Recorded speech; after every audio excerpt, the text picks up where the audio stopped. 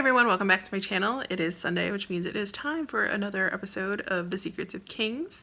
As you listen, be sure to hit the subscribe button and push the notifications button so you never miss an episode. We have 3 more episodes after this one left for this season, so don't miss any of them. Here's episode 9. Enjoy. The Veiled Lady, July 7th, 1390, 9:21 a.m. The prince was finally dressed in one of his official event outfits, and his hair was properly groomed. After placing his small but elaborate crown atop his head, the veiled lady took Remedy's hand in her own and began to lead him through the dimly lit tapestry path and out of the room. Peering down the hall toward the entrance to the corridor, she spotted Ponce just down the way, rushing from his room and stopping dead in his tracks. She thought it was slightly odd behavior, but she did not have time to dwell, as the prince was tugging on her hand to divert her attention to a lone pair of shoes sitting on the other side of his chamber doorway. Someone's left their shoes, Remedy pointed out with a bit of confusion. Do you think they meant them as a gift for me? I don't know, darling, she said, half uninvested, looking back towards Ponce just in time to see the back of his heel as he re-entered his chamber. Well, that would be a strange gift. Why would they leave me girl shoes? They aren't even my size. The veiled lady turned her attention back to her charge. Perhaps they were meant for your sister. Her mind floated back to the slight disturbance she thought she had heard earlier on, and a slight nervous stirring began in her midsection. Perhaps someone had been there and seen things they were not meant to see. She swallowed in an uneasy gulp and stood up tall as not to suggest anything was off, as she was about to walk through the palace in front of several house attendants and visitors. She had to ensure her body language did not convey any unease. With that, she began to walk to the corridor exit with the prince at her side. The prince continued to fixate on the shoes outside of his chamber, asking questions as to why they might have been there. But why were they outside of my room? You ask very good questions, my prince. I'll bet there is someone new in the castle who is confused about which room your sister is in, she attempted to reason. Maybe they shouldn't work here then. I mean, if they cannot get it right, he said as the veiled lady opened the doors to exit the royal quarters. A fat boy and a skinny boy sprung to attention and then kneeled as the young prince passed. The veiled lady took a moment to nod in each of their directions as a recognition of their service, but the prince paid no attention and continued on. Darling, if that is the case, you must be compassionate and allow people some time to learn.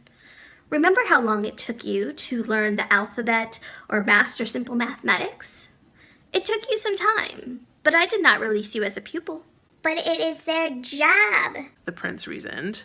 As was it your job to be an apt pupil. However, you needed time to master your tasks, as do others.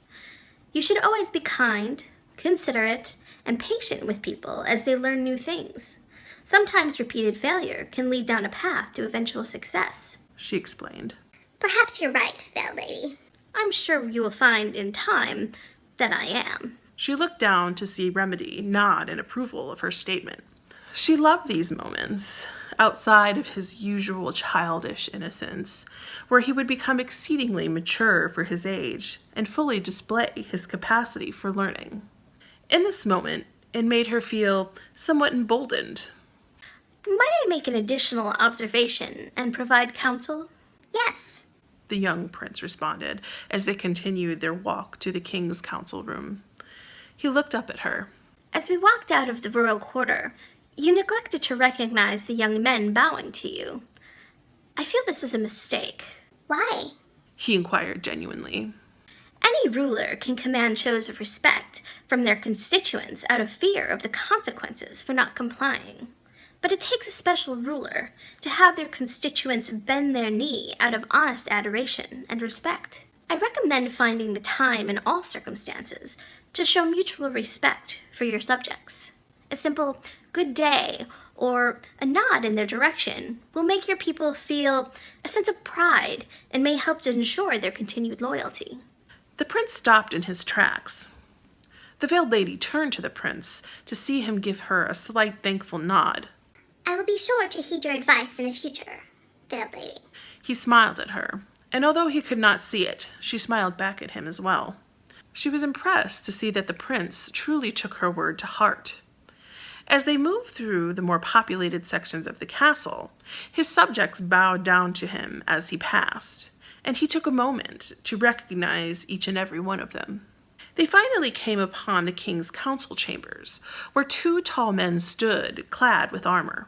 As the pair approached, the knights unsheathed their swords, holding them before them, straight up and down, hilts to their chests. What business have you with the king's council? The one closest to them bellowed. I have been asked by the king to accompany the prince to today's meeting, The veiled lady explained. You're late.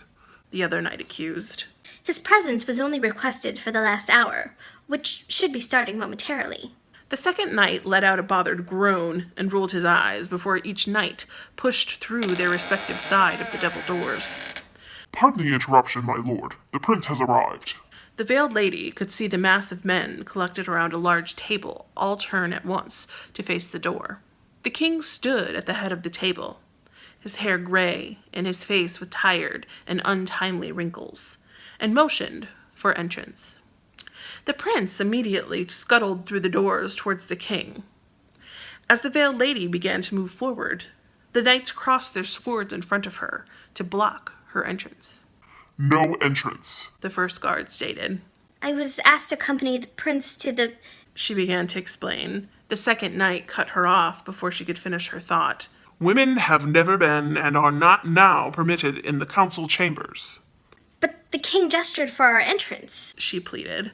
He gestured for the prince. You can wait outside. There's a chair down the corridor. She looked to the king, who gave a slight shrug of the shoulders and apologetic eyes. But She continued. Women have never been and are not now permitted in the council chambers. The second knight reiterated. The veiled lady put her head down in defeat. She knew, strictly speaking, that their assertion about women in the chamber was not entirely accurate, but now was not the time nor the place to make a scene. Feeling slighted by the bodily accessories of her sex, she walked to the chair down the hall and waited for an hour for Remedy to reemerge.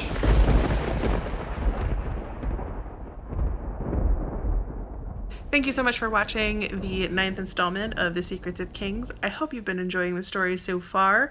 As I said earlier on, be sure that you have subscribed and turned on your notifications. If you've liked this chapter and have been liking the story, be sure to hit the thumbs up button down below. If you want some behind the scenes stuff that happens, you can follow me on my socials, which I will put up here. And until next Sunday, because I'll see you then.